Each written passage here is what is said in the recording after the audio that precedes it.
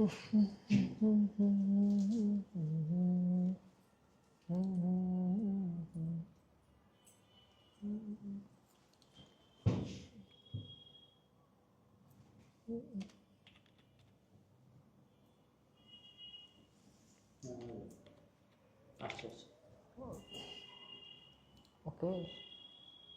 ওকে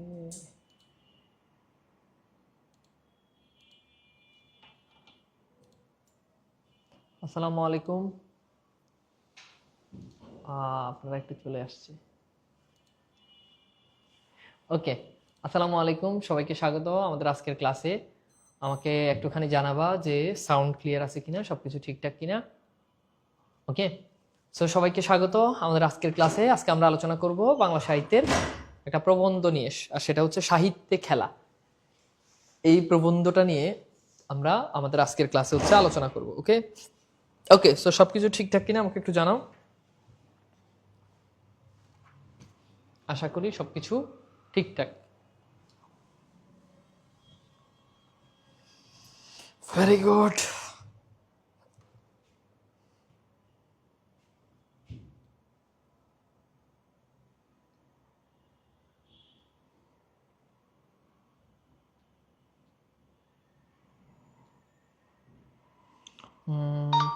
ওকে,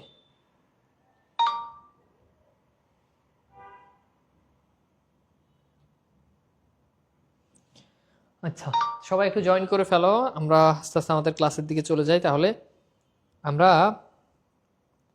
আজকে কিছু ভালো ভালো জিনিস নিয়ে আলোচনা করব। চমৎকার একটা প্রবন্ধ নিয়েও আজকে আমাদের আলোচনা হবে ইনশাআল্লাহ।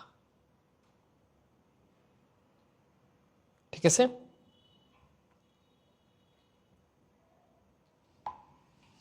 ওকে। তো ভাইয়া, তাহলে আমরা আস্তে আস্তে আমাদের ক্লাসের দিকে চলে যাই নাকি, আর দেরি না করি। আমাদের আজকের ক্লাসে আমরা মূলত একটা প্রবন্ধ নিয়ে আজকে হচ্ছে আমরা আলোচনা করব। ওকে, আসসালামু আলাইকুম। ওয়ালাইকুম সালাম। সবকিছু দেখা যাচ্ছে, সবকিছু ক্লিয়ার আছে, সবকিছু শোনাও যাচ্ছে, ঠিক আছে। ওকে স্যার, ক্লাস শুরু করে দেন। হ্যাঁ, অবশ্যই শুরু তো করতেই হবে, তাই না?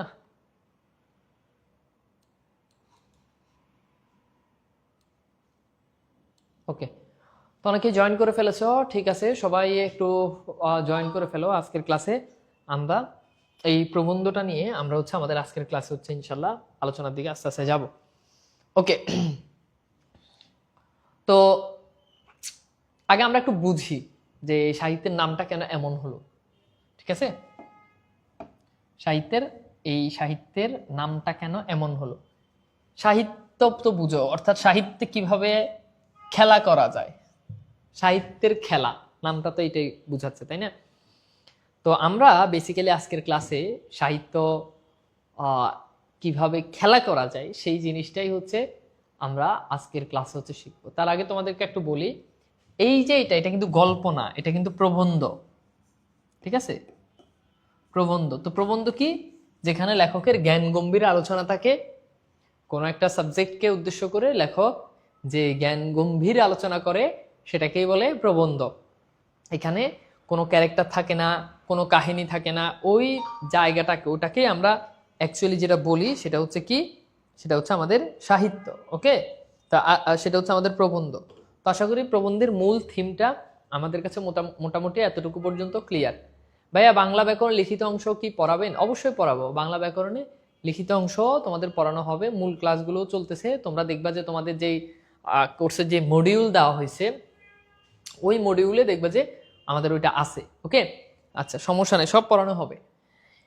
এবার চলো আমরা একটু চলে যাই আমাদের এইখানে। আমরা একটু লেখক পরিচিতি নিয়ে প্রথমে একটু কথা বলি। তো লেখকের নাম তোমরা সবাই জানো, প্রমথ চৌধুরী। তো আমরা দেখি যে লেখক পরিচিতিতে আমরা দেখব যে তিনি হচ্ছে 7 আগস্ট 1868 যশোরে তিনি জন্মগ্রহণ করেন এবং মৃত্যু হচ্ছে 2 সেপ্টেম্বর 1946 এবং তিনি শান্তিনিকেতনে মৃত্যুবরণ করেন। ওকে, শান্তিনিকেতনে মৃত্যুবরণ করেন। আচ্ছা, এরপর দেখি তার পৈতৃক নিবাস হচ্ছে হরিপুর পাবনা। এটা খুবই গুরুত্বপূর্ণ। কারো পৈতৃক নিবাস যদি বাংলাদেশে যদি হয় তাহলে সেটা পরীক্ষাতে প্রশ্ন আসে। কথা বুঝাতে পারছি? আচ্ছা, এরপর সবচেয়ে গুরুত্বপূর্ণ যে বিষয় সেটা হচ্ছে তার ছদ্মনাম হচ্ছে বীরবল। আরো একটা গুরুত্বপূর্ণ ইনফরমেশন, সেটা হচ্ছে তার জন্মস্থান হচ্ছে যশোরে। তাহলে খেয়াল করো, জন্মস্থান যশোর আর পৈতৃক নিবাস হচ্ছে পাবনা, আর তার ছদ্মনাম যেটা সবচেয়ে গুরুত্বপূর্ণ সেটা হচ্ছে বীরবল। সেটা কি? বীরবল। এখানে তোমাদেরকে একটু বলি, তোমরা মাঝে মধ্যে আহ তোমরা মাঝে মধ্যে যেই কাজটা করো সেটা হচ্ছে মাঝে মধ্যে তোমরা যেই কাজটা করো সেটা হলো গিয়ে আমরা আহ বিভিন্ন মাঝে মধ্যে তোমরা সাহিত্য যখন পড়ো, বিভিন্ন গল্প উপন্যাস, তখন দেখছো লেখকদের ছদ্মনাম থাকে। এখন বলো, আমার আর তোমার ছদ্মনাম নাই কেন? আমার আর তোমার ছদ্মনাম নাই কেন বলো তো? লেখকদের কেন ছদ্মনাম থাকে? লেখকরা কেন ছদ্মনামে লিখতো? এটা দুইটা কারণ। একটা কারণ হচ্ছে যে এটা আসলেই কারণ, 2 নাম্বার কারণ হচ্ছে এটা কোনো কারণই না, শুধু শুধু লিখে। ওকে, তো আসো আমরা একটু কারণগুলো একটু অ্যানালাইসিস করি। প্রথম কারণ হচ্ছে লেখকরা আসলে লেখকরা আসলে যখন সাহিত্য যখন পড়েন, যখন সাহিত্য যখন লিখেন, তখন কিছু বিষয় আছে যেমন পলিটিক্যাল, তখন ভারতবর্ষে ব্রিটিশদের নিয়ন্ত্রণে ছিল। এখন ব্রিটিশ বিরোধী কোনো লেখা যদি সেখানে নিজের নাম দিয়ে যদি লেখে, ব্রিটিশ বিরোধী কোনো লেখাতে যদি নিজের নাম যদি দেয়, তাহলে সেখানে কি দাঁড়ায়? ব্রিটিশ বিরোধী লেখকেতে নিজের নাম, ধরো আমি যদি এখন যে সরকারের বিরুদ্ধে যদি লিখি, তা আমি যদি দিই আমার নাম, হ্যাঁ আমার নাম তানভীর, ওকে, এই নামে যদি দিই, তাহলে কি হবে? আমারে গ্রেপ্তার করবে। তো তখন কি করা হয়? তো নিজেরা সেফটিতে থাকার জন্য তখন আরেকটা নাম ব্যবহার করে, যাতে প্রকৃত লেখক এটা যাতে অনুসন্ধান করতে না পারে, এই জন্য লিখতে। আরেকটা কারণ হচ্ছে শুধুই লিখতো, যেমন রবীন্দ্রনাথের অনেকগুলো ছদ্মনাম ছিল, ভানুসিংহ ঠাকুর ইত্যাদি ইত্যাদি অনেকগুলো। এই যে যে ছদ্মনামগুলো ছিল, এগুলো রবীন্দ্রনাথ নির্দিষ্ট কোনো কারণে দেয় না, এমনিতেই দিছে, মন চাইছে এই জন্য দিছে। ছদ্মনাম হচ্ছে নিজের নামকে আড়াল করে যে নামে ব্যবহার করা হয় সেটাকে বলে, সেটা হচ্ছে ছদ্মনাম। এরপর দেখো গুরুত্বপূর্ণ একটা ইনফরমেশন, যে বাংলা সাহিত্যে চলিত রীতির প্রবর্তক তিনি। বাংলা সাহিত্যে চলিত রীতির প্রবর্তককে, এটা পরীক্ষাতে প্রশ্ন আসে। চলিত রীতি অর্থাৎ চলিত রীতি হচ্ছে আগেরকার দিনে সবকিছু কিন্তু সাধু রীতিতে লেখা হতো। খাইয়া আছি, বলিয়া আছি, করিয়া আছি, যাইতেছিলাম, হ্যাঁ খাইয়াছিলাম, এই যে দেখো সাধুরীতি, এখান থেকে আমরা যখন করিয়াছিলাম না বলে করেছিলাম, হ্যাঁ বলিব না বলে বলবো বলি, হ্যাঁ খাইয়াছিলাম না বলে খেয়েছিলাম বলি। তো এই যে সাধুরীতির যে অ্যাকসেন্ট বা সাধুরীতির যে সিস্টেম, এইটা বাদ দিয়ে প্রমথ চৌধুরী সর্বপ্রথম চলিত রীতিতে তিনি হচ্ছেন লেখালেখি শুরু করেন, এই জন্য তাকে বলা হয় চলিত রীতির প্রবর্তক। এবং গদ্য স্টাইলের নাম ছিল বীরবলি। তিনি যে গদ্য স্টাইলে যে স্টাইলে তিনি গদ্য লিখতেন সেটার নাম হচ্ছে বীরবলি। ওকে, সেটার নাম কি? সেটার নাম হচ্ছে বীরবলি। তিনি বীরবল নামে ছদ্মনামে লিখতেন। এটা যে বীরবল ছদ্মনামে লিখতেন, বাংলা সাহিত্যের চলিত রীতিতে লেখা প্রথম গ্রন্থ। তো তিনি যে প্রথম চলিত রীতিতে লিখছেন, এটা কিন্তু তিনি তার প্রথম যে গ্রন্থতে লিখছেন সেটা হচ্ছে বীরবলের হালখাতা। তাহলে এই বীরবলের হালখাতার মধ্যে বাংলা সাহিত্যে সর্বপ্রথম চলিত রীতি কি করা হয়? লেখা হয়। ওকে, এরপর আমরা দেখি বাংলা সাহিত্য চলিত রীতিতে লেখা প্রথম গ্রন্থ বীরবলের হালখাতা। তিনি চলিত ভাষা ব্যবহার রবীন্দ্রনাথকে প্রভাবিত করতেন। এটা খুবই গুরুত্বপূর্ণ। রবীন্দ্রনাথের মতো একজন প্রভাবশালী সাহিত্যিককে চলিত রীতিতে লেখার জন্য যিনি প্রভাবিত করতেন, তিনি হচ্ছেন প্রমথ চৌধুরী। প্রমথ চৌধুরী, বুঝছো? এখানে একটা একটা একটা কোশ্চেন পরীক্ষাতে প্রায় আসে যে চলিত রীতিতে রবীন্দ্রনাথের গুরুকে, স্বয়ং রবীন্দ্রনাথ ঠাকুরের গুরু হচ্ছে এই প্রমথ চৌধুরী। বুঝতে পারছো? আচ্ছা, তাহলে আশা করি এতটুকু পর্যন্ত মোটামুটি আমাদের জিনিসগুলো ক্লিয়ার। এরপরে আমরা যাই যে তার কাব্য স্টাইল ইতালীয় সনটের প্রবর্তক। তা বাংলা কাব্য সাহিত্যে তিনি ইতালীয় সনটের প্রবর্তক, এটা একটু মনে রাখবা। সনেট হচ্ছে সাধারণত 14 লাইন যুক্ত যেগুলো থাকে, এগুলো ইতালীয় যে সনেট, সেই সনেটের প্রবর্তন করেছেন বাংলা সাহিত্যে এই প্রমথ চৌধুরী। আচ্ছা, এরপর দেখো ভারতী পত্রিকায় হালখাতা, তার চলিত রীতি প্রথম গদ্য বাংলা। প্রমথ চৌধুরী রবীন্দ্রনাথের অগ্রজ সত্যেন্দ্রনাথ ঠাকুরের কন্যা ইন্দিরা দেবীকে বিয়ে করেন। তো সেখান থেকে বুঝতে পারতেছো যে তিনি হচ্ছেন প্রমথ চৌধুরী রবীন্দ্রনাথের অগ্রজ, ইন্দিরা ঠাকুরের কন্যা, অর্থাৎ তার ভাইজিকে বিয়ে করেন। রবীন্দ্রনাথের ভাইজির মূলত জামাই ছিল প্রমথ চৌধুরী। সেই জায়গাতে রবীন্দ্রনাথ আর প্রমথ চৌধুরী কিন্তু আত্মীয়, বুঝছো? এরপর সবচেয়ে গুরুত্বপূর্ণ বিষয় যে প্রমথ চৌধুরী কোন পত্রিকার সম্পাদক, এটা হচ্ছে সবুজপত্র পত্রিকা।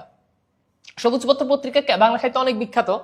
সবুজপত্র পত্রিকার মধ্য দিয়েই আসলে বাংলা সাহিত্যে চলিত রীতির আসলে প্রবর্তন হয়েছে। বুঝতে পারছো? আচ্ছা, এইবার আসো, এরপর দেখো তিনি হচ্ছেন বিলেত যান এবং ব্যারিস্টারি পাস করেন। এখানে অনেক ইনফরমেশন আছে, আমরা এদিকে না যাই। তার সাহিত্য কর্মগুলো হচ্ছে এক নজরে তোমরা একটু পড়ে রাখবা।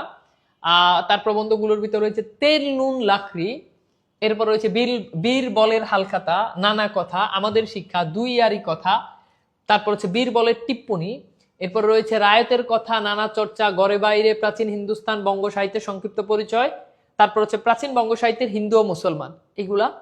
আর তার কাব্যগ্রন্থের ভিতরে রয়েছে সনেট, পঞ্চশত, তারপর পদচরণ, এগুলো হচ্ছে কাব্যগ্রন্থ, মানে কাব্যগ্রন্থ বলতে কবিতার বই আর কি, সোজা কথা বললে। আর প্রবন্ধ তো বুঝোই, এই যে আমরা বললাম আজকে যে পড়লাম যে সাহিত্যে খেলা, এগুলো হচ্ছে কি প্রবন্ধ, যেখানে লেখক জ্ঞান গম্ভীর আলোচনা করে, সেটাই। এরপর গল্প গ্রন্থ রয়েছে, অর্থাৎ অনেকগুলো গল্প মিলিয়ে একটা গ্রন্থ, তার মধ্যে রয়েছে চারিয়ারি কথা, আহুতি, ঘোষালের ত্রিকথা, নীল লোহিত, অনুকথা সপ্তক, তারপর হচ্ছে সেকালের গল্প, ট্র্যাজেডির সূত্রপাত, 2 বা 1 গল্প সংগ্রহ, এগুলো হচ্ছে লেখকের গল্প গ্রন্থ। ওকে, তো আমরা মোটামুটি গল্প গ্রন্থগুলো পড়লাম। এইবার আসো আমরা একটু সাহিত্যে খেলা যেটা, এটার আমরা একটু উৎসটা একটু পড়ার জন্য চেষ্টা করি, এটার একটু উৎসটা পড়ি। ওকে, তো প্রমথ চৌধুরী সাহিত্যে খেলা প্রবন্ধটি সর্বপ্রথম সংকলিত হয় সবুজ পত্র পত্রিকার শ্রাবণ 1322 বঙ্গাব্দ সংখ্যায়। তো এটা এখান থেকে আবার পরীক্ষাতে এটাও আসে যে প্রমথ চৌধুরী সাহিত্যে খেলা প্রবন্ধটি সর্বপ্রথম কোথায় প্রকাশিত হয়, কোন পত্রিকায় প্রকাশিত হয়। আপনাকে অনেক সুন্দর লাগছে, ধন্যবাদ। এত কিছু কি লাগবে? এত কিছু লাগবে না, কিন্তু আমি যে অনেক জানি এটা বোঝানোর জন্য আর কি এত কিছু বলতেছি।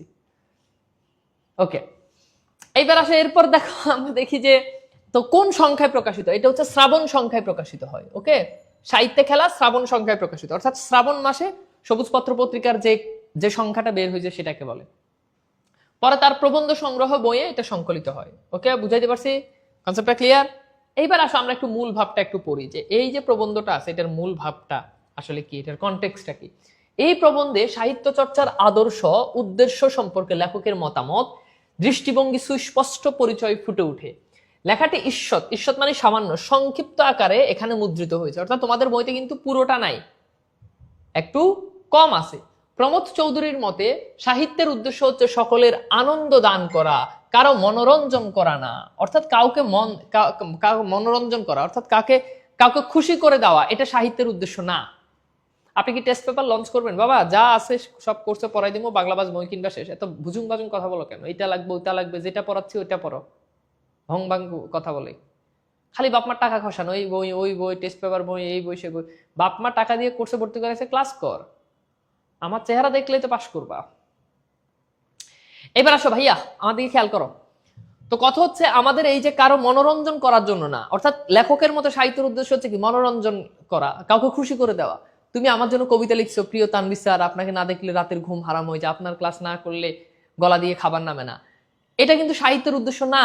সাহিত্যের উদ্দেশ্য হচ্ছে এমন যে যেই সাহিত্য পড়ে সবাই কি পাবে, আনন্দ পাবে, সবাইকে আনন্দ দিতে হবে, এটা হচ্ছে সাহিত্যের উদ্দেশ্য। এখন বাংলা ক্লাস হচ্ছে, বাংলা প্রথম পত্র ক্লাস হচ্ছে সাহিত্য নিয়ে কথা। এখন সাহিত্যের উদ্দেশ্য কি, সেটা হচ্ছে আনন্দ দান করা। এটা বুঝতে হবে যে বাংলা ক্লাসে মজা হবে, মাস্তি হবে, আনন্দ হবে, খুবই সিম্পল। এটা ইংরেজি ক্লাস না, এটা biology, physics, chemistry, math class না যেটা বোরিং হবে, এটা বুঝতে হবে। ভাইয়া আপনার চোখ উপরে চলে গেছে, টেরা লাগতেছে না, এখানে একটা ব্যাপার আছে, ব্যাপারটা তোমাদেরকে একটু বলি। একটা মিনিট, আসসালামু আলাইকুম। ওয়ালাইকুম সালাম। ভাইয়া আমি তো ক্লাসে, একটু শেষ করে ব্যাক করি। হ্যালো ভাইয়া, আমি তো ক্লাসে, একটু শেষ করে ব্যাক করি। হ্যাঁ আমি তো ক্লাসে, একটু শেষ করে কল করব। আচ্ছা আচ্ছা আচ্ছা। ওকে ওকে, আমাকে জাস্ট 2টা মিনিট একটু সময় দাও, একটা ইম্পর্টেন্ট কল আসছে, আমি শেষ করছি। হ্যাঁ ভাইয়া দেন।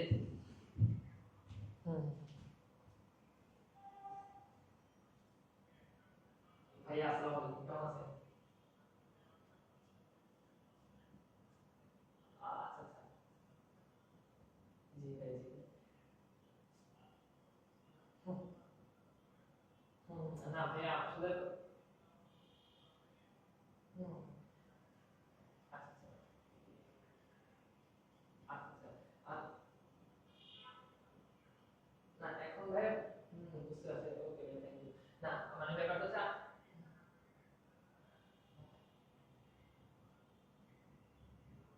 হুম, হুম। না তার মানে এখানে যে আসলে আপনাদের ওই যে চট্টগ্রাম মহানগরের কথা বলছে, ওটা কি আসলে মানে ওটা কি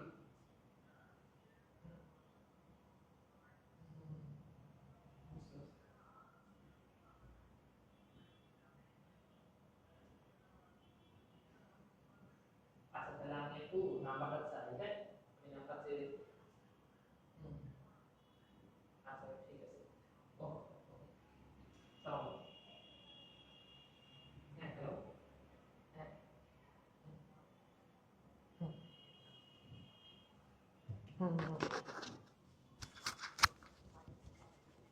হুম হুম হুম হুম হুম হুম হুম হুম। আচ্ছা আচ্ছা, ঠিক আছে,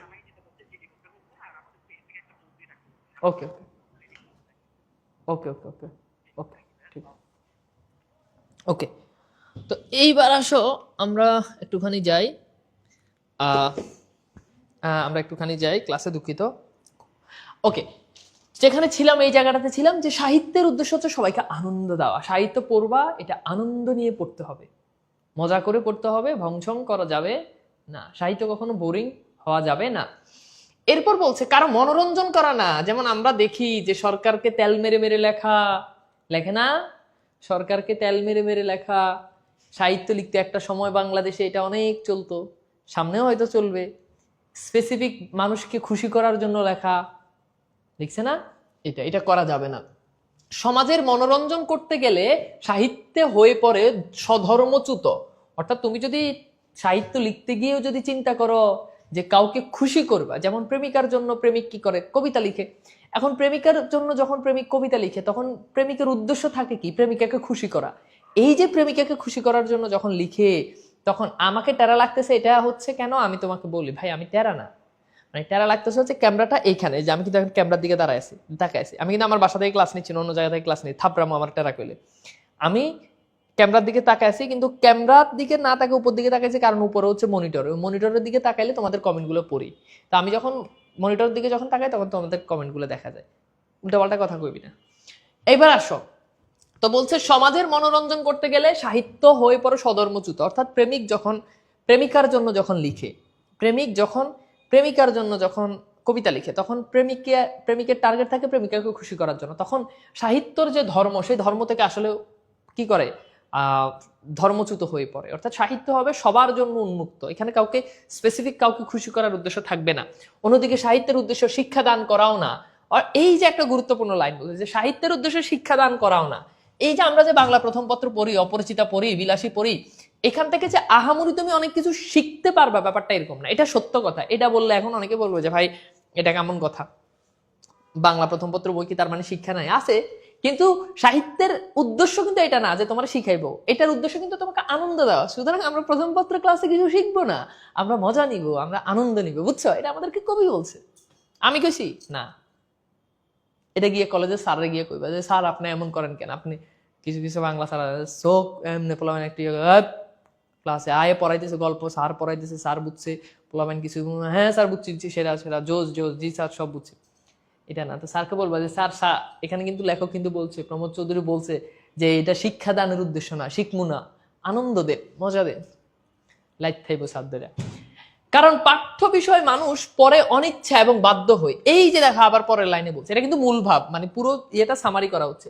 এটা হচ্ছে অনিচ্ছা। পাঠ্য বইতে তোমার এই যে গদ্যগুলো দেয়, পদ্যগুলো দেয়, এটা তো তোমরা, এটা তোমার পাঠ্য বইতে না থাকলে জীবনে তুমি এটা পড়তা? অপরিচিত, সোনাত্তরী, বিলাসী, বিদ্রোহী এগুলো পড়তা? জীবনেও পড়তা না। পক্ষান্তরে সাহিত্য রস আস্বাদন করে মানুষ স্বেচ্ছায় আনন্দে। তো বলছে লেখক বলছে সাহিত্য হচ্ছে সেটা যেটা নিজের ইচ্ছায় পড়তে হবে, যেটা বাধ্য করে না, যেটা পাঠ্য বইতে না।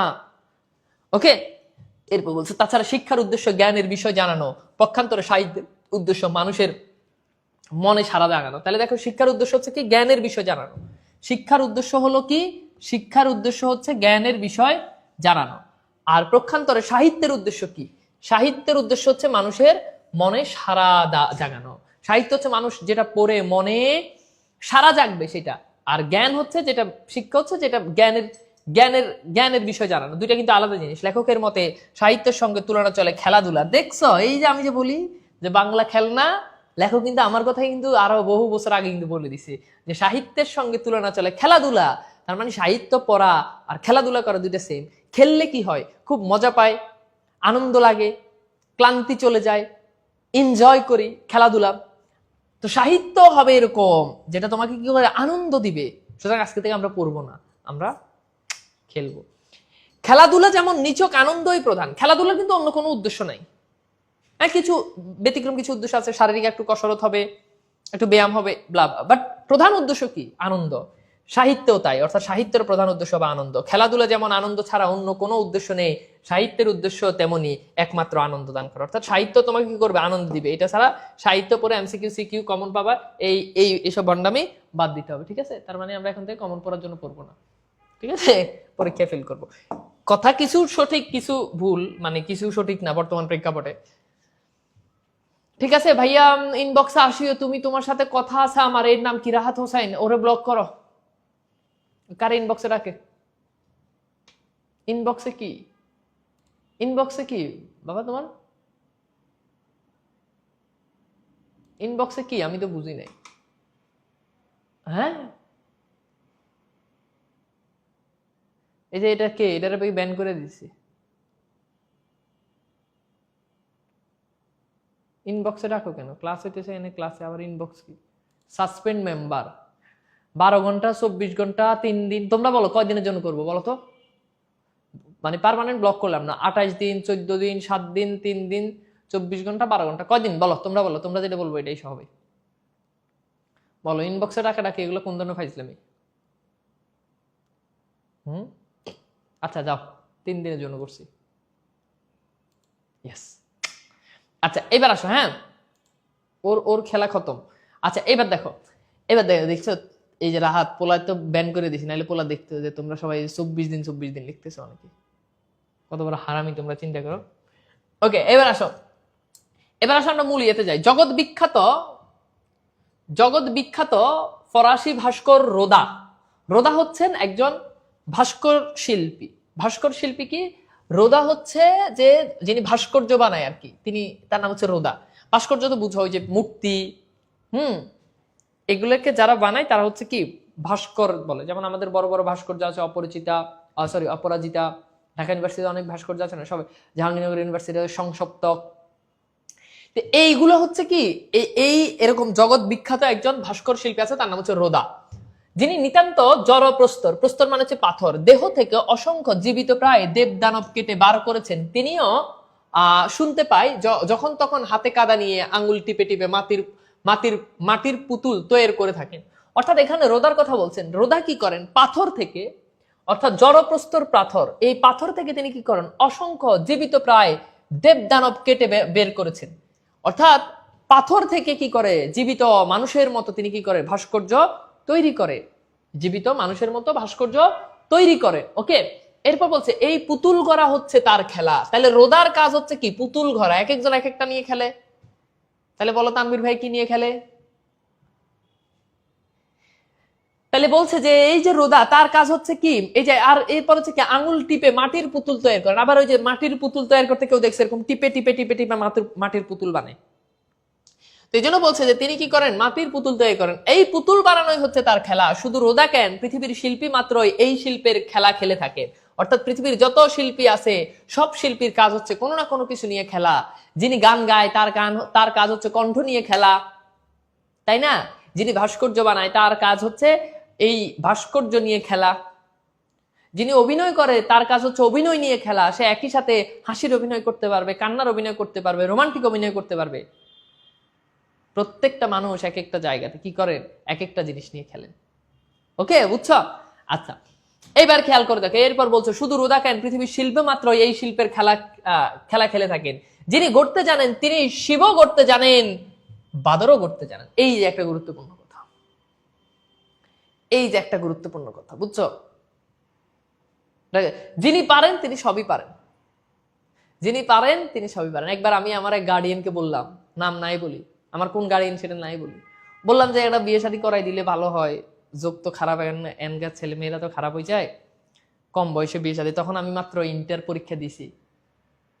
তো বললাম, বাসাতে বললাম যে বিয়ে শাদী করাই দিলে ভালো, এখনকার পোলাপাইন তো ভালো না, বয়স হইলে কি কি কইরা ফেলায়, বিয়ে টিয়ে করাই দিলে মনে হয় ভালো আর কি। নিজের কথা নিজেই বলতেছি। তখন বলছে যে যে পারে সে সবই পারে। তো এখানে কথা এইটাই যে যে পারে সে শিবও করতে পারে। শিব করতে পারে মানে শিব মানে হচ্ছে মহাদেব, অর্থাৎ খুব ভালো উচ্চ মানের জিনিসও সে বানাতে পারে, বাদরের মতো নিচু মানের জিনিসও সে বানাতে পারে। অর্থাৎ যে পারে সে সবই পারে।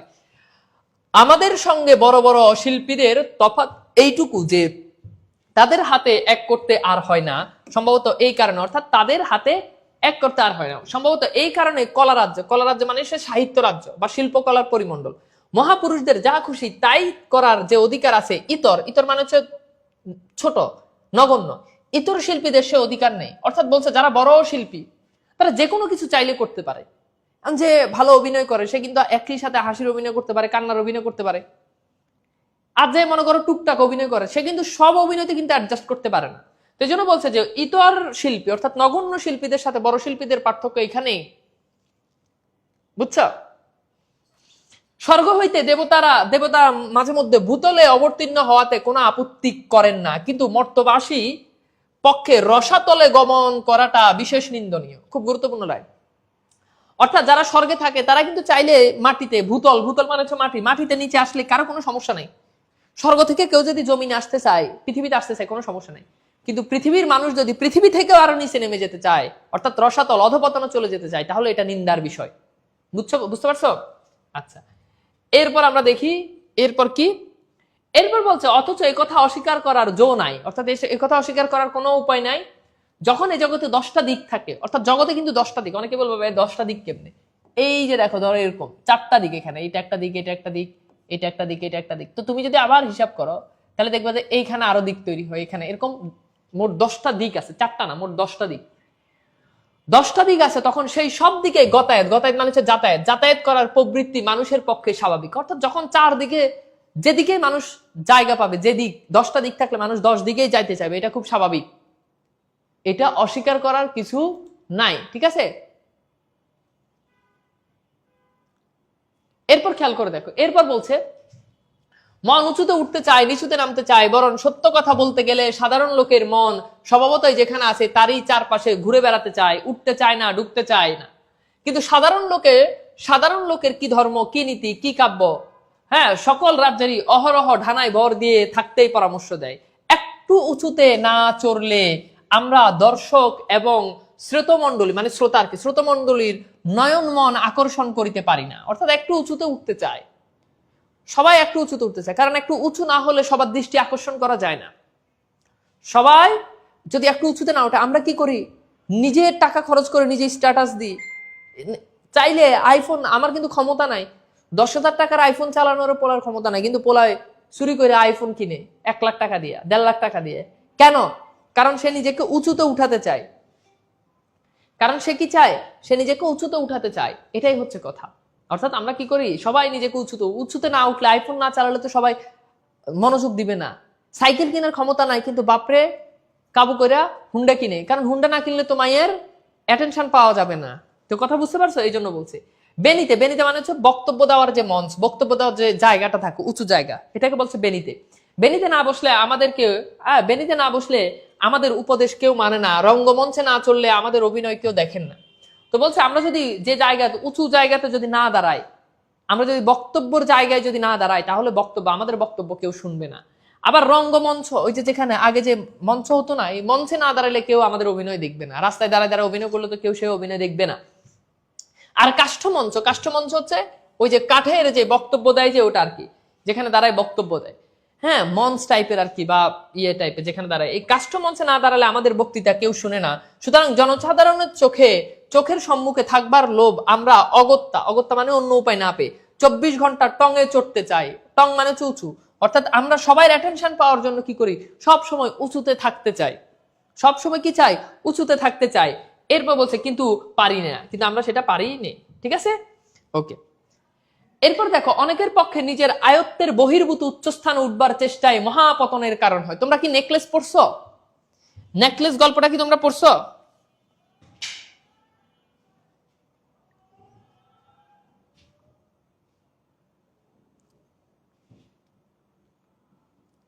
নেকলেস গল্পটা সবাই পড়ছো?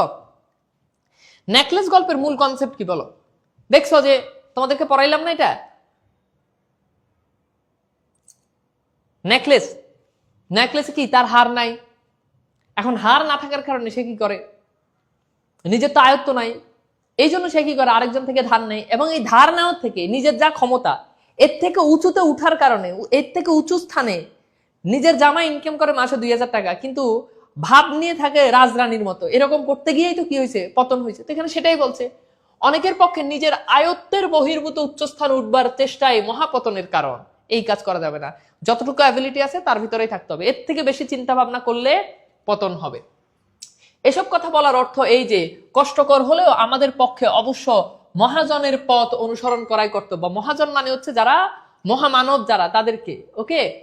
কিন্তু ডাইনে বায়ে ছোটখাটো গলি খুঁজতে খেলার ছলে প্রবেশ করার যে অধিকার তাদের আছে, সে অধিকার আমরা কেন বঞ্চিত হব? অর্থাৎ ডাইনে বায়ে অনেক জায়গা আছে, সে যে জায়গাতেই তারা কি করতে পারে, যে সব জায়গাতেই আমরা চাইলে ঢুকে যেতে পারি, এটা বলছে। গান করতে গেলেই যে সুর তারাই ছড়িয়ে রাখতে হবে, কবিতা লিখতে গেলেই যে মনের শুধু গভীর এবং প্রখর ভাব প্রকাশ করতে হবে, এমন কোন নিয়ম থাকা উচিত নয়। লেখক বলেন গান করতে গেলে অনেক ভালো কণ্ঠ হইতে হবে, সবাইকে ইমপ্রেস করে দিতে হবে, সবাইকে গানের ফিদা বানাই দিতে হবে, এরকম কোন নিয়ম নাই, এরকম কোন নিয়ম নাই। লেখক এটা মনে করেন যে এমন কোন নিয়ম নাই, ওকে।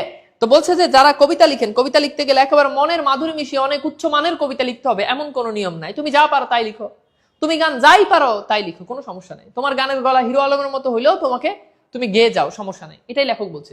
শিল্পরাজ্যে খেলা করার প্রবৃত্তি মানে ইচ্ছা, ন্যায় অধিকার বড় ছোট সকলেরই সমান আছে। অর্থাৎ তোমার যদি কবিতা লিখতে মন চায় তাহলে তুমি কবিতা লিখো, কোনো সমস্যা নাই, এই অধিকার তোমার আছে। তুমি ভালো লিখো খারাপ লিখো, কোনো সমস্যা নাই, তুমি লিখতে পারবা। এমনকি একথা বললেও অত্যুক্তি মানে হচ্ছে বাড়াবাড়ি। অত্যুক্তি মানে কি? বাড়াবাড়ি হয় না যে এই পৃথিবীতে একমাত্র খেলার ময়দানে ব্রাহ্মণ শূদ্রের প্রভেদ নাই। বলছে খেলার মাঠে ব্রাহ্মণ উঁচু শ্রেণী, শূদ্র নিচু শ্রেণী, উঁচু নিচু এসবের কোনো কি নাই, প্রভাব নাই। অর্থাৎ খেলার মাঠে কি করতে হয় না, উঁচু নিচু এসবের কোনো প্রভাব নাই। বুঝতে পারছো? উঁচু নিচু এখানে কোনো প্রভাব নাই। এই লাইনটা তোমাকে আমি একটু বিশ্লেষণ করে বুঝাই। তো ব্যাপারটা হলো, ছোটবেলায় যখন ক্রিকেট খেলতে গেছো, হ্যাঁ, ছোটবেলায় যখন ক্রিকেট খেলতে গেছো, ভাই আপনি কেন সাহিত্য লিখেন না? সাহিত্য লিখি না মানে আমি সাহিত্য লিখি নাই।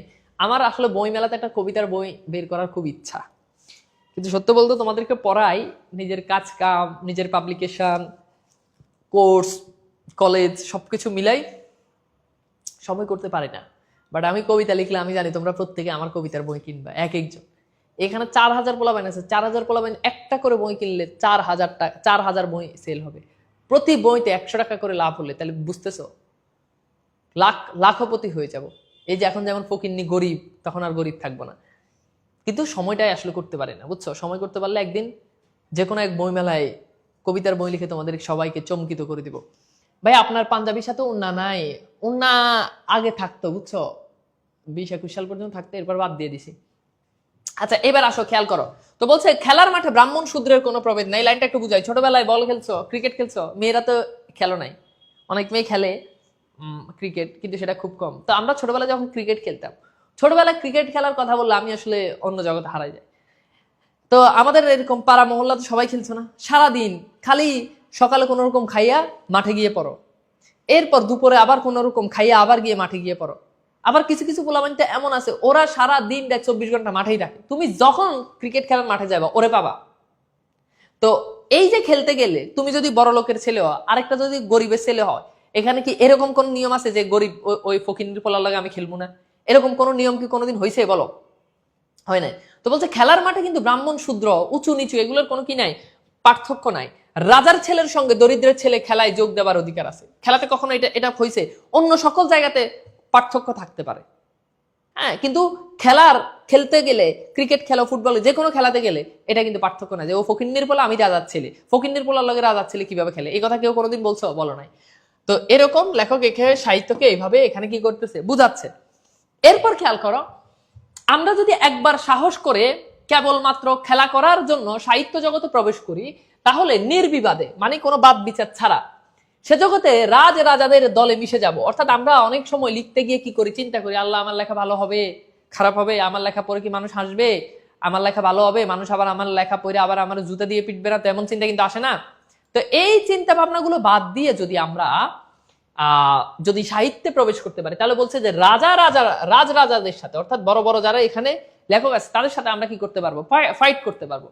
কোন রূপ উচ্চ আশা নিয়ে এক্ষেত্রে উপস্থিত হলেই নিম্ন শ্রেণীতে পড়ে যাবে। হ্যাঁ, এখন টার্গেট যদি থাকে, হ্যাঁ আমি লিখবো, লিখে আমি অনেক টাকা ইনকাম করবো, এই উচ্চ আশা যদি থাকে, লিখে অনেক টাকা ইনকাম করবো, লিখে রাতারাতি কে যাও। তোমরা ওই যে বাংলার নব্য লেখক দিগের প্রতিনিবেদন এটা পড়ছো না? এটা অনেকটা কাছাকাছি ধরনের প্রবন্ধ আর কি, যে লিখে অনেক টাকা পয়সা ইনকাম করে ফেলবো, অনেক কিছু করে ফেলবো, রাতারাতি বড়লোক হয়ে যাবো, তাহলে একদম তলিয়ে যাবা, বুঝছো?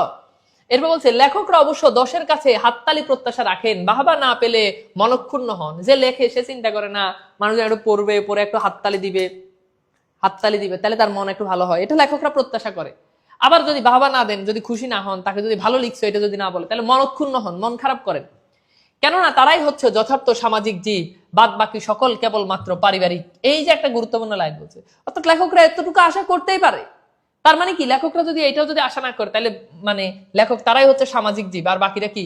এটা অনেক সময় আমরা কি করি, আমরা যখন কোনো একটা কিছু যখন দিই, আল্লাহ স্যার আপনি, স্যার গান গায় ফেসবুকে ছাড়ছে, তার গান গায়, পোলাপেনকে কমেন্ট করে স্যার আপনি স্যার হয়ে গান গান, কেন রে ভাই?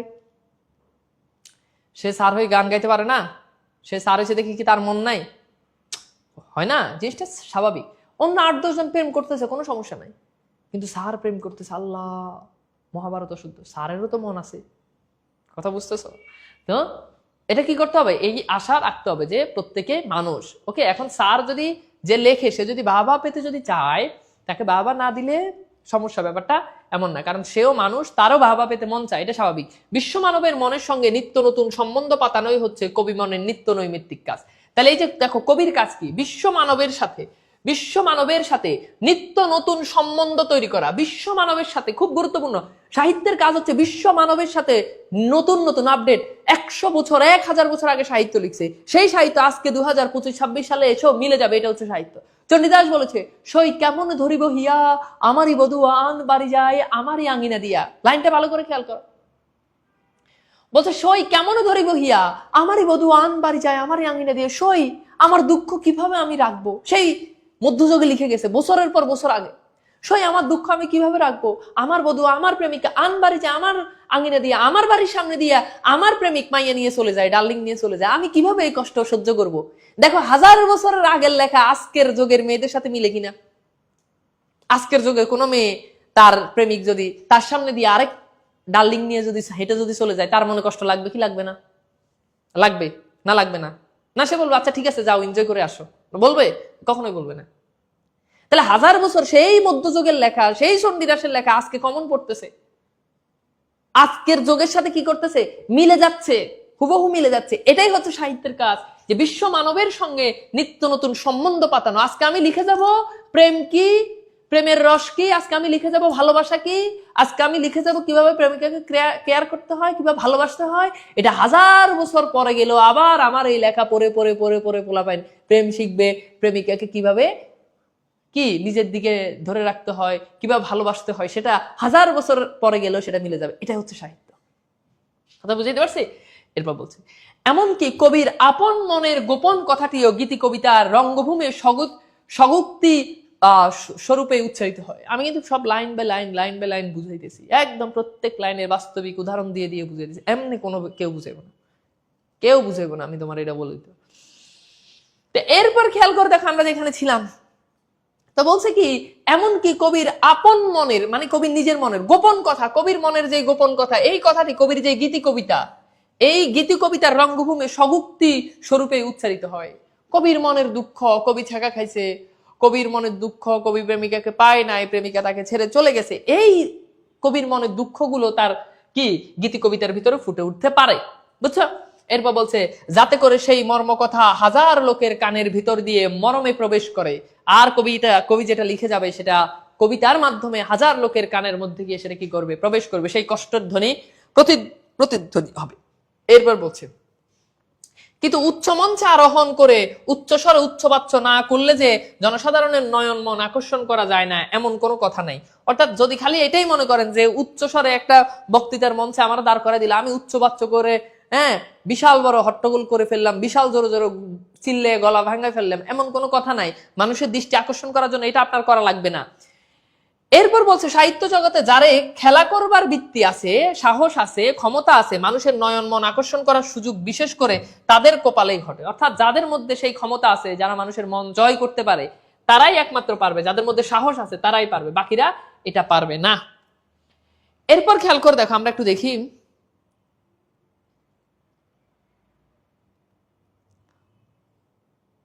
কই গেল, আমরা যদি একবার কেবল খেলা করে সাহিত্য জগতে লেখকরা অবশ্য হাততালি প্রত্যাশা করেন, কিন্তু না খেলে এটা পড়লাম। তারপর মানুষ যে খেলা দেখতে ভালোবাসে তার পরিচয়, এই যে ওকে, এখান থেকে, তাই না?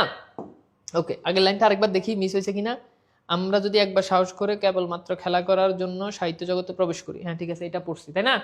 আচ্ছা, এরপর দেখো, এরপর এখানে বলছে মানুষ যে খেলা দেখতে ভালোবাসে তার পরিচয় তো আমরা এই জড় সমাজেও নিত্য পাই।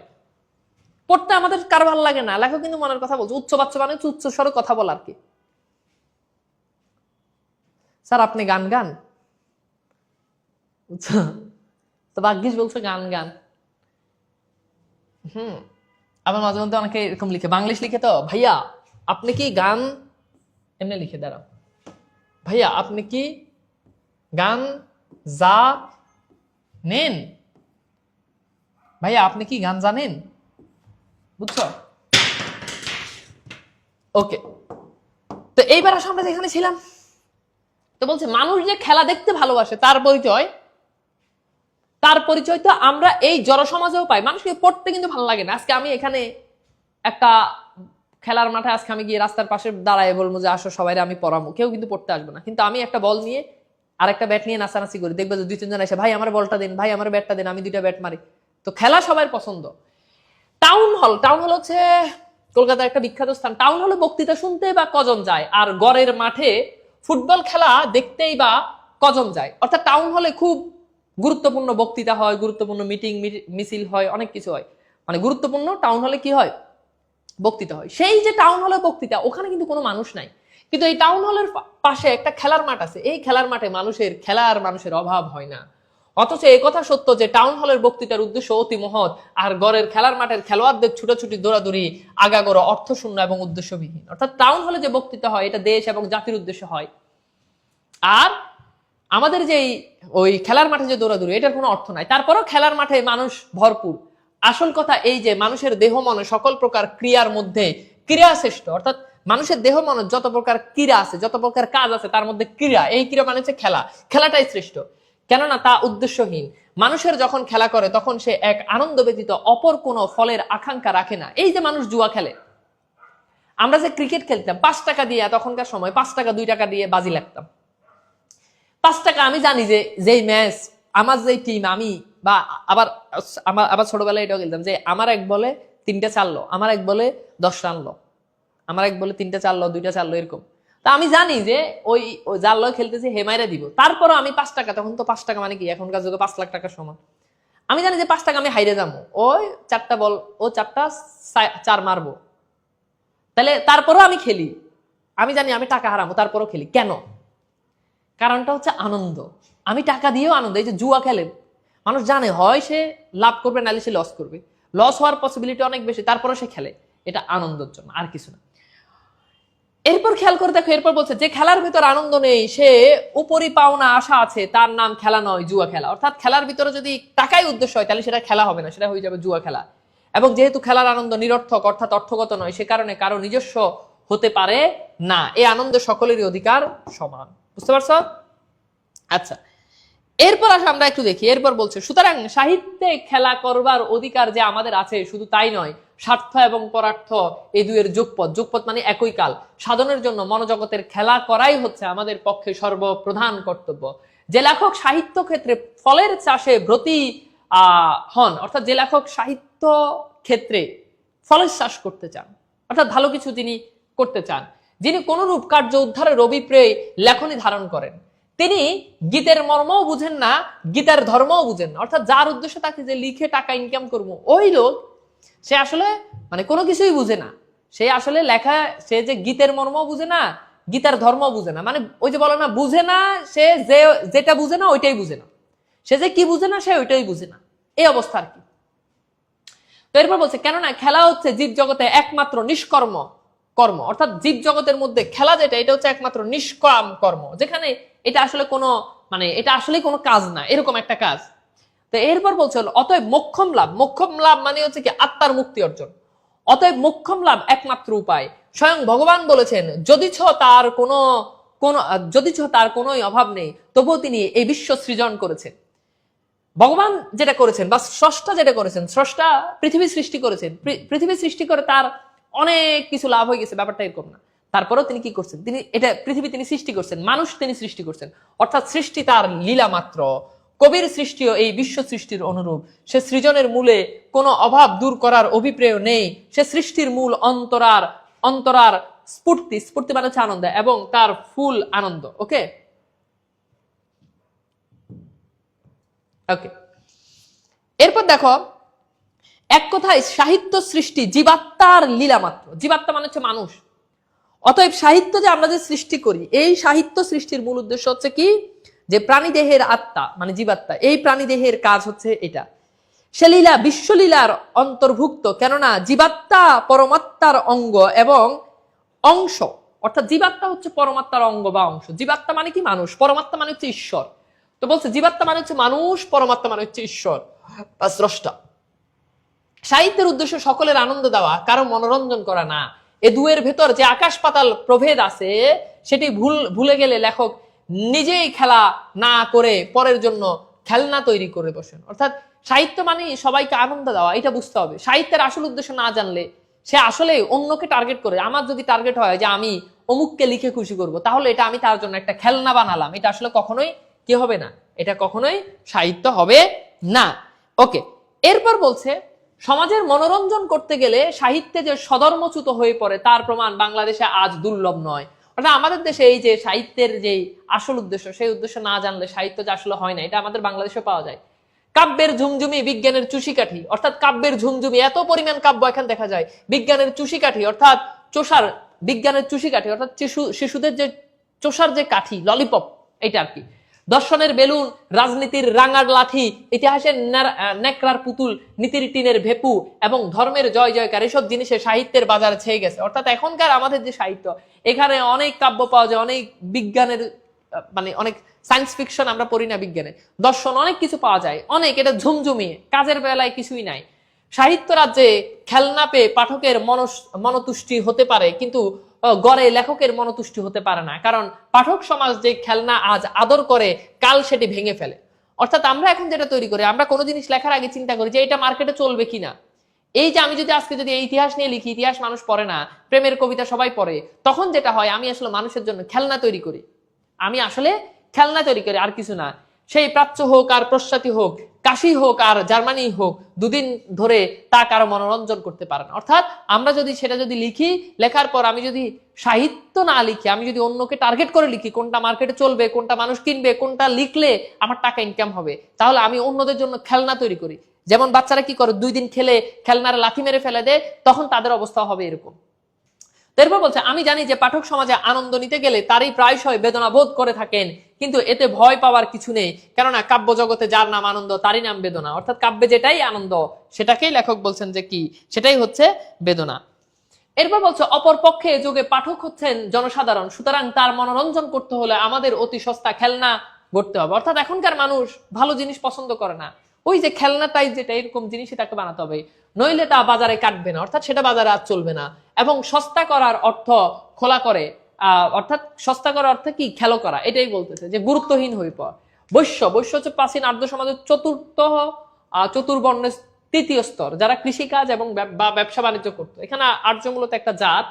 লেখকের পক্ষে শূদ্র, শূদ্র হচ্ছে প্রাচীন আর্য সমাজের নিম্ন শ্রেণীর একটা স্তর, পাঠকের মনোরঞ্জন করা সঙ্গত। অতএব সাহিত্য আর যাই করো না করো, পাঠক সমাজের মনোরঞ্জন করার চেষ্টা করো না। খুব গুরুত্বপূর্ণ লাইন বলছে। অর্থাৎ পাঠকের মন, পাঠক এটা কিনবে কিনা, পাঠক এটা পড়বে কিনা, এটা নিয়ে লেখা যাবে না। লিখতে হবে মন থেকে, লেখা আসতে হবে কোথা থেকে, মন থেকে। তবে কি সাহিত্যের উদ্দেশ্য লোককে শিক্ষা দেওয়া? এবার বলতেছে, আচ্ছা তাহলে সাহিত্যের উদ্দেশ্য কি মানুষকে শিক্ষা দেওয়া?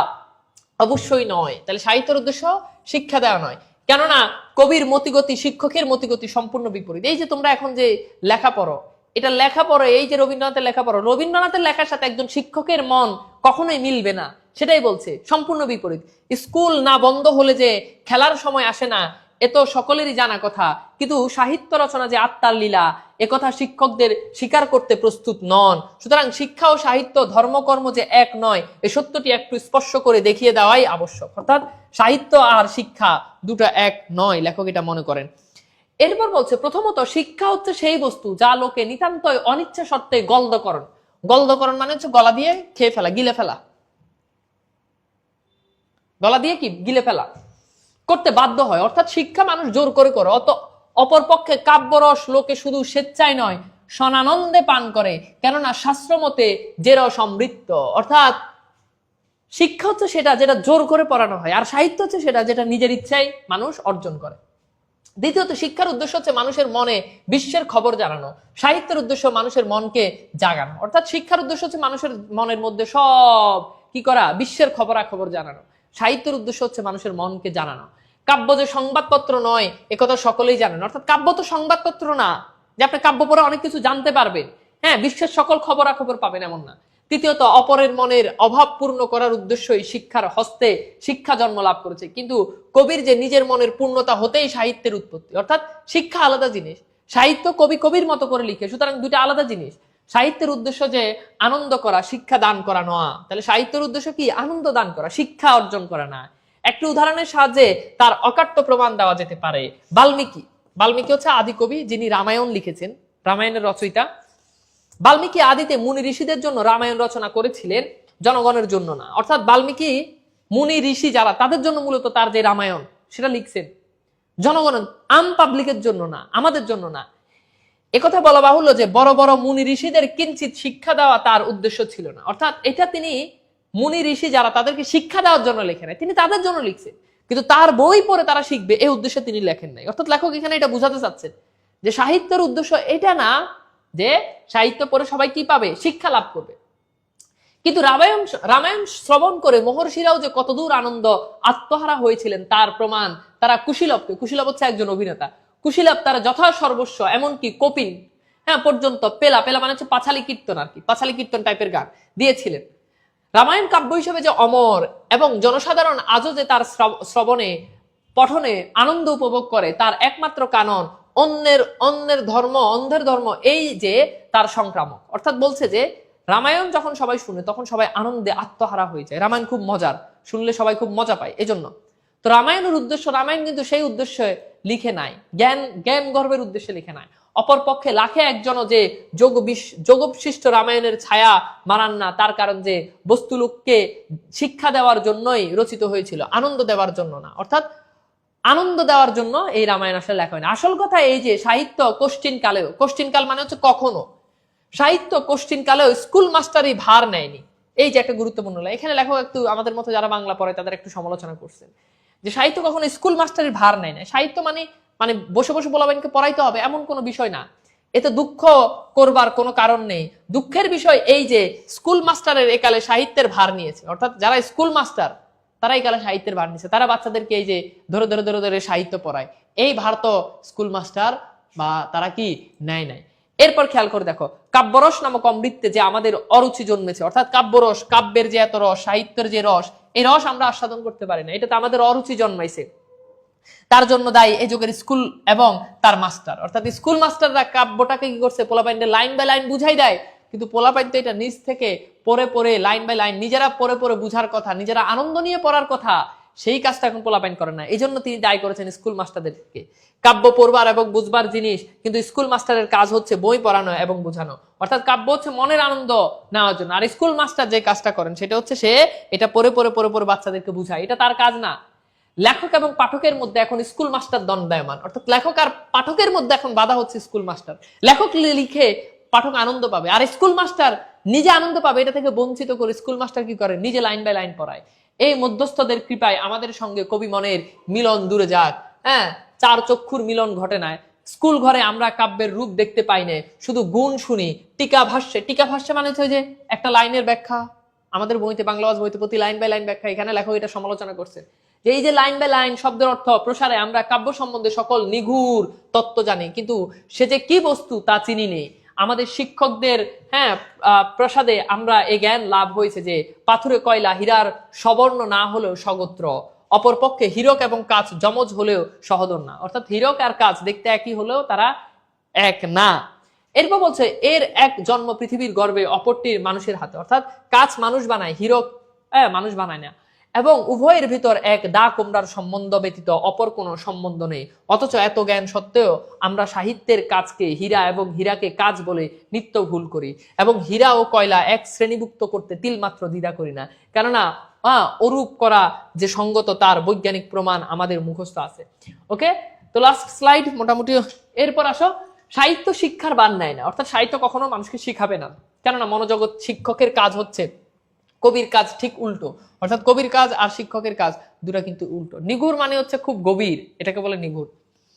কারণ কবির কাজ যে হচ্ছে কাব্য সৃষ্টি করা, আর শিক্ষকের কাজ হচ্ছে প্রথমে তা বধ করানো। অর্থাৎ কবির কাজ হচ্ছে কবি কাব্য বানাবে, লিখবে, আর শিক্ষকের কাজ হচ্ছে শিক্ষক প্রথমে ওইটাকে কি করবে, বধ করবে, মুখস্থ করে দিবে পুরো কবিতা, হ্যাঁ, লাইন বাই লাইন। পরে তা সবচ্ছে, সবচ্ছে মানে হচ্ছে সবহে কেটে পরীক্ষা করা, মারা কাটা আর কি, মানে কেটে কুটে এটাকে কি করবে, করা, এবং উপরে তার তত্ত্ব, তার উপর তত্ত্ব আবিষ্কার করা, প্রচার করা। এই সব কারণে নির্ভয়ে বলা যেতে পারে যে কারো মনোরঞ্জন করা সাহিত্যের কাজ না, কাউকে শিক্ষা দেওয়া না। সাহিত্য ছেলের হাতের খেলনা নয়, গুরুর হাতের বেত নয়। অর্থাৎ সাহিত্য ছেলে যে খেলনা খেলে এটাও না, আবার গুরু বেত দিয়ে দিয়ে পড়াবে এটাও না। বিচারের সাহায্যে এই মাত্র প্রমাণ করা যায়। তবে বস্তু যে কি তার জ্ঞান অনুভূতি সাপেক্ষে, হ্যাঁ, অনুভূতি সাপেক্ষে, তর্ক সাপেক্ষে নয়। সাহিত্যে মানবাত্মা খেলা করে এবং সেই খেলার আনন্দ উপভোগ করে। এ কথার অর্থ যদি স্পষ্ট না হয় তাহলে কোনো সুদীর্ঘ ব্যাখ্যার দ্বারা তাই স্পষ্টতর করা আমার স্পষ্টতর করা আমার অসাধ্য। এই সব কথা শুনে আমার জৈনিক শিক্ষা বক্ত বন্ধু এই সিদ্ধান্ত উপনীত হয়েছেন যে সাহিত্য খেলার ছলে শিক্ষা দেয়। অর্থাৎ সাহিত্য খেলতে খেলতে যেভাবে শিখে, সাহিত্য শিখায়, কিন্তু সেটা খেলার ছলে শিখায়। ওকে, তো চলো এবার আমরা কোশ্চেন সলভ করি। আমাদের প্রথম কোশ্চেন বলা হচ্ছে কোথায় না বসলে আমাদের উপদেশ কেউ মানে না।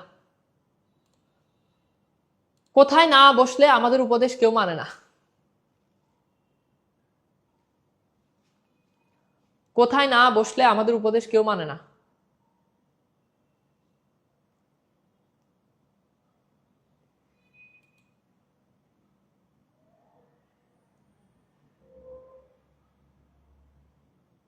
বলো, কোশ্চেন সলভ করো।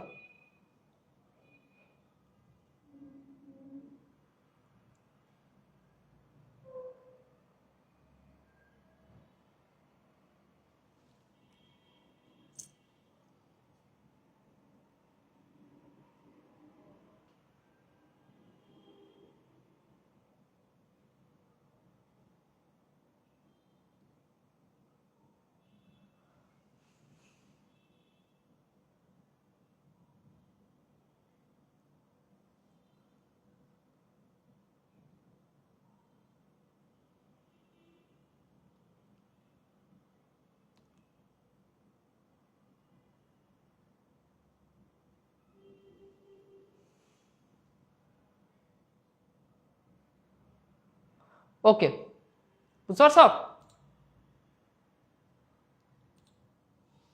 ওকে, এবার আসো আমরা একটু দেখি তাহলে এটার উত্তর হচ্ছে কি, বেদিতে। ঠিক আছে, আচ্ছা, এরপর খেয়াল করে দেখো, আমরা একটু দেখি আমরা কত ঘন্টা টঙ্গে চড়ে থাকতে চাই। এটা খুব সহজ কোশ্চেন। আমরা কত ঘন্টা টঙ্গে চড়ে থাকতে চাই? আমরা কত ঘন্টা টঙ্গে চড়ে থাকতে চাই? আমরা কত ঘন্টা টঙ্গে চড়ে থাকতে চাই?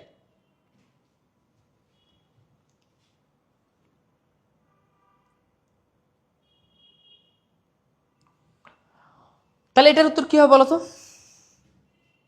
এটার উত্তর কি হবে? উত্তর হচ্ছে 24 ঘন্টা। উত্তর কি হবে? 24 ঘন্টা। ওকে, এরপর খেয়াল করো, অনেকের পক্ষে নিজের আয়ত্তের বহির্ভূত উচ্চস্থানে উঠবার চেষ্টা কিসের কারণ? অনেকের পক্ষে নিজের আয়ত্তের বহির্ভূত উচ্চস্থানে উঠবার চেষ্টায় কিসের কারণ বলো? তাহলে উত্তর কি হবে বলো তো? উত্তর হচ্ছে মহাপতনের কারণ, তাই না? সিম্পল। ওকে, এবার আসলে আমরা একটু দেখি যে কাদের পথ অনুসরণ করা আমাদের কর্তব্য। কাদের পথ অনুসরণ করা আমাদের কর্তব্য বলো? উত্তর হচ্ছে মহাজনদের পথ। এরপর বলছে সাহিত্যের মধ্যে সাহিত্যিকের কি প্রকাশ পায়? সাহিত্যের মধ্যে সাহিত্যিকের কি প্রকাশ পায়? সাহিত্যের মধ্যে সাহিত্যিকের কি প্রকাশ পায়? সাহিত্যের মধ্যে সাহিত্যিকের কি প্রকাশ পায়? মনের আনন্দ, মনের কষ্ট, মনের ক্ষোভ, তো বুঝতে পারতো সেটা হচ্ছে কি মনের আনন্দ।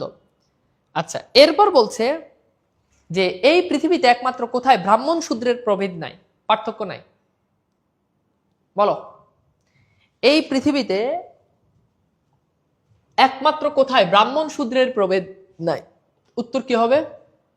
উত্তর হচ্ছে কি? খেলার ময়দানে। লেখকরাও অবশ্য দশের কাছে হাততালি প্রত্যাশা রাখেন। এখানে হাততালি অর্থ কি? নিজেকে প্রকাশ করা, প্রেরণা লাভ করা, স্বীকৃতি লাভ করা, নিজেকে তো বুঝতে পারতেছে। উত্তর হচ্ছে কি? স্বীকৃতি লাভ করা। ঠিক আছে, তো এখানে প্রেরণা লাভ স্বীকৃতি লাভ দুটাই হয়, কিন্তু স্বীকৃতি লাভটাই বেশি রাইট। বাহবা না পেলে লেখকরা কি করেন? বাহবা না পেলে লেখকরা কি করেন? বাহবা না পেলে লেখকরা লেখা বন্ধ করেন, মনক্ষুণ্ণ হন, হতাশাগ্রস্ত হন, রেগে যান। তো উত্তর কি? উত্তর হচ্ছে কি? মনক্ষুণ্ণ হন। সাহিত্যে খেলা প্রবন্ধে কোন মাঠের কথা বলা হয়েছে? গড়ের মাঠ, খড়ের মাঠ। এটা হচ্ছে কি বলছে? ওই যে টাউন হলে গড়ের মাঠ, মানে টাউন হলের পাশে যে মাঠ, ওটাকে বলছে গড়ের মাঠ। জীবজগতে একমাত্র নিষ্কাম কর্ম কি? শিক্ষা, চাকরি, খেলা, অর্থ উপার্জন। জীবজগতে একমাত্র নিষ্কাম কর্ম কি? শিক্ষা, চাকরি, খেলা। নিষ্কাম মানে যেটা কোনো কাজই না। উত্তর হচ্ছে খেলা। আনন্দ ও মনোরঞ্জন একই জিনিস, এক কথা নয়। পরে তো বুঝতে পারতেছো, এক কথা না। আনন্দ আর মনোরঞ্জন কখনো এক কথা না। সাহিত্যের উদ্দেশ্য নয় কোনটি? সকলকে আনন্দ দেওয়া, সকলকে মনোরঞ্জন করা। হ্যাঁ, এটা সাহিত্যের উদ্দেশ্য না। সকলকে মনোরঞ্জন করা এটা সাহিত্যের উদ্দেশ্য না। ওকে, সো আজকের ক্লাসটা কেমন লেগেছে একটু জানাও। আশা করি আজকের ক্লাসটা ভালো লেগেছে তোমাদের কাছে। সো হোপফুলি আজকের ক্লাসটা তোমাদের কাছে ভালো লেগেছে। কেমন লেগেছে একটু কমেন্ট সেকশনে জানিয়ে দাও। তাহলে আমরা আমাদের ক্লাস আজকের মতো মোটামুটি শেষ করছি। এটার পিডিএফ তোমাদেরকে দিয়ে দেওয়া হবে, সমস্যা নাই। তাহলে সবাই ভালো থাকো, সুন্দর সুস্থ থাকো। আল্লাহ হাফেজ।